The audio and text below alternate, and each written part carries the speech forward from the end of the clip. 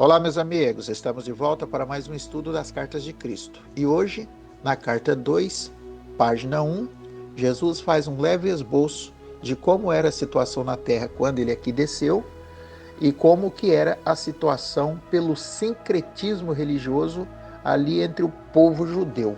E a Palestina, ele fala que a gente precisa fazer uma análise da situação que ele encontrou a terra, e daí porque ele não teve tanto sucesso como ele gostaria na transmissão dos seus ensinamentos para melhorar o homem e daí melhorar a terra.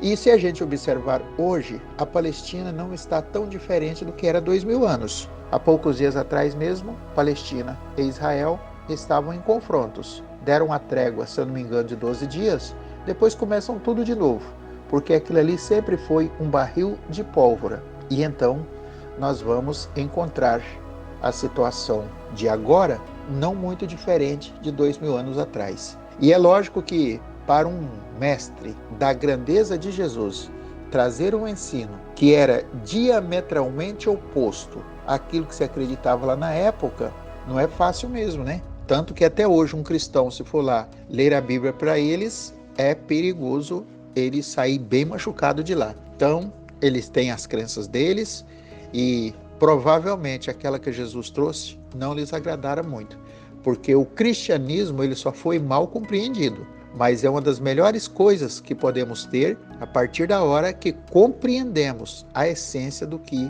disse Jesus. Isso foi reconhecido também por Mahatma Gandhi no célebre Sermão do Monte. Bom, ele diz assim: eu sou o Cristo. Enquanto atuo desde as mais altas esferas da consciência criativa divina, minha influência envolve o seu mundo. Usando uma metáfora, estou tão distante em consciência do seu mundo quanto o Sol está da Terra.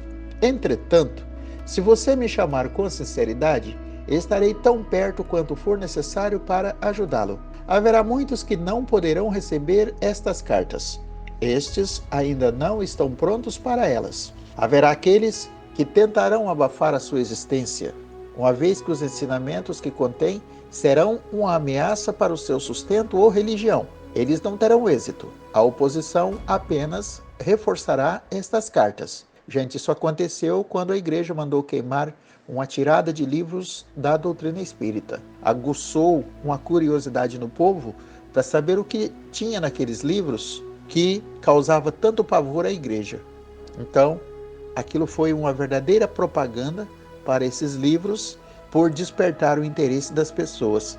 Da mesma forma serão essas cartas. E cabe a nós, que estamos de posse delas, já compreendemos o que elas nos representam, a gente fazer o máximo possível para levar na prática o conteúdo dessas cartas para que elas possam então ir despertando outras pessoas.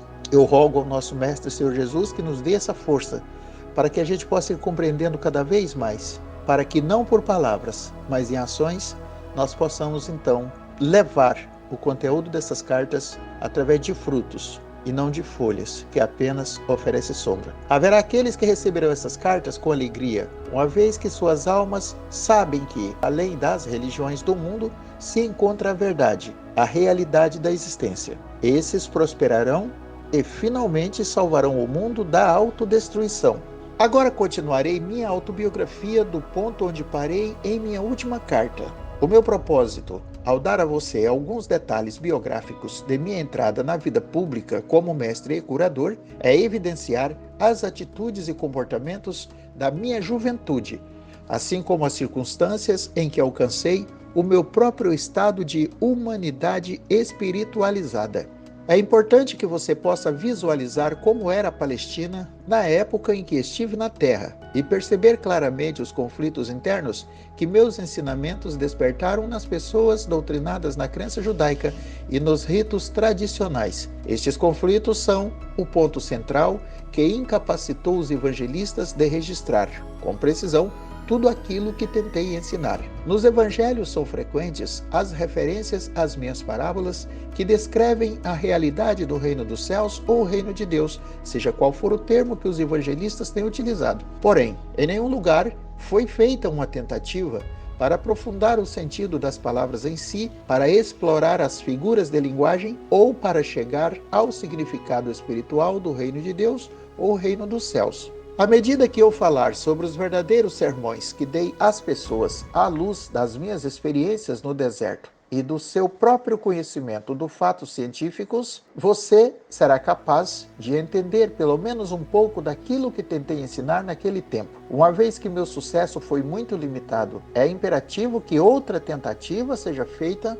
no começo desta nova era, deste milênio, pois é com base no meu elevado conhecimento espiritual privilegiado e iluminado que será fundada e se desenvolverá a próxima era. Foi e ainda é essencial que um mestre como eu e como outros que existiram muito sensíveis e totalmente comprometidos mental e emocionalmente com a busca da verdade da existência venham à Terra cunhar palavras para descrever para a humanidade aprisionada em palavras aquilo que reside na dimensão criativa universal em um estado não definido. Se não fosse por tais mestres inspirados, as pessoas na Terra permaneceriam na ignorância a respeito de tudo o que há além da Terra, pronto para ser contatado e pessoalmente experimentado e absorvido para promover a futura evolução espiritual. Bom, gente, eu vou parar por aqui porque já estamos na página 2 e foi recomendado que os áudios não ficassem longos para o canal. Fora isso, eu quero fazer aqui um pequeno comentário, porque é necessário, que nós o façamos. E Jesus está dizendo, então, que nós estamos aprisionados em palavras. E por essa razão, ele vem para explicar aquilo que está além do que possamos compreender, por causa da limitação dos nossos 5 sentidos. Então, ele acha que é necessário fazer uma outra tentativa. Agora, já que temos o avanço da ciência também, muitas coisas dependiam desse avanço da ciência, já que ela se desenvolveu, agora fica mais fácil explicar muitas outras coisas. Por exemplo, a física quântica, Hoje nós temos bons professores tratando sobre a física quântica, então começa a encaixar uma coisa na outra. No próximo episódio, daremos sequências e tentamos esclarecer um pouco mais. Paz e luz a todos, Deus conosco.